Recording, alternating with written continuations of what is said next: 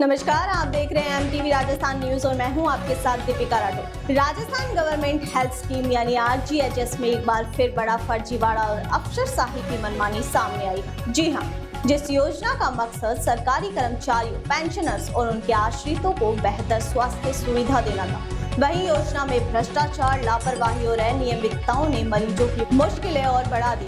सबसे पहले बात करते हैं दवा दुकानों की। विभाग ने न सिर्फ कई पुराने मेडिकल स्टोर का पंजीकरण निलंबित कर दिया, बल्कि महीनों से नए आवेदनों को भी लंबित कर रखा है। नतीजा ये हुआ कि मानदंड पूरे करने के बावजूद फार्मासिस्ट विभाग के चक्कर काट रहे हैं और वहीं दूसरी ओर सरकारी कर्मचारी और पेंशनर्स दवा लेने के लिए परेशान हैं। कई बार उन्हें दूर दराज के मेडिकल स्टोर तक जाना पड़ता है या फिर अपनी जेब से बाजार से दवा खरीदनी पड़ती है। खास बात यह है कि उनका रिफंड भी समय पर नहीं मिलता। लेकिन अब सरकार ने आरजीएचएस घोटाले पर सख्त रुख अपनाया है। हाल ही में हुए खुलासे के बाद चिकित्सा विभाग ने 2 चिकित्सकों समेत 12 कार्मिकों को निलंबित कर दिया है। इतना ही नहीं, सीकर के एक अस्पताल और 3 फार्मेसी स्टोर के खिलाफ एफआईआर भी दर्ज कराई गई है।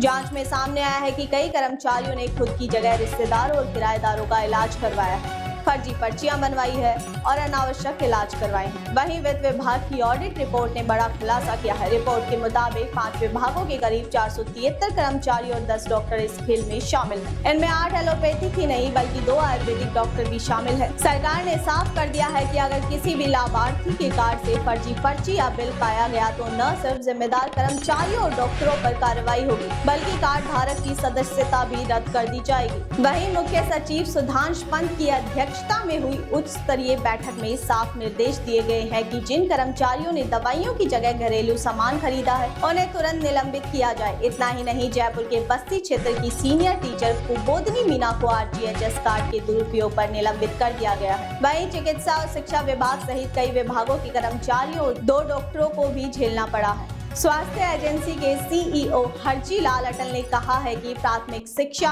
चिकित्सा, गृह, विद्युत और आयुर्वेद विभाग के करीब 473 कार्मिकों पर कार्रवाई की प्रक्रिया शुरू हो चुकी है। इन पर गंभीर आरोप है दवा की जगह अन्य सामान खरीदना, पंचकर्म और सिरोधारा जैसी सेवाओं का फर्जी इस्तेमाल करना और मेडिकल स्टोर्स की मिलीभगत से नकली पर्चियां बनाना। इधर चूरू के शिवम ड्रग स्टोर, सीकर के गुरु कृपा अस्पताल और नागौर की सहकारी समिति की दुकान समेत कई संस्थानों पर एफआईआर दर्ज कराई गई है। वहीं चिकित्सा विभाग की प्रमुख शासन सचिव गायत्री राठौर ने साफ कहा है कि अब सरकार किसी भी तरह की गड़बड़ी बर्दाश्त नहीं करेगी और दोषियों पर कड़ी से कड़ी कार्रवाई होगी। यानी साफ, राजस्थान गवर्नमेंट हेल्थ स्कीम जो कभी मरीजों के लिए वरदान साबित हो सकती थी, वो भ्रष्टाचार और मनमानी की भेंट चढ़ गई है। लेकिन सरकार अब एक्शन मोड में है और दावा कर रही है कि ई प्रिस्क्रिप्शन, ई बिलिंग और रियल टाइम मॉनिटरिंग से स्कीम पर सख्त नजर रखी जाएगी। तो अब देखना होगा कि सरकारी वादे कितने कारगर साबित होते हैं और क्या आरजीएचएस योजना पर लगा घोटाले का दाग मिट पाता है या नहीं। फिलहाल के लिए इतना ही। बने रहिए एमटीवी राजस्थान न्यूज के साथ। नमस्कार। आप देख रहे हैं एमटीवी राजस्थान न्यूज, देश की अपनी आवाज।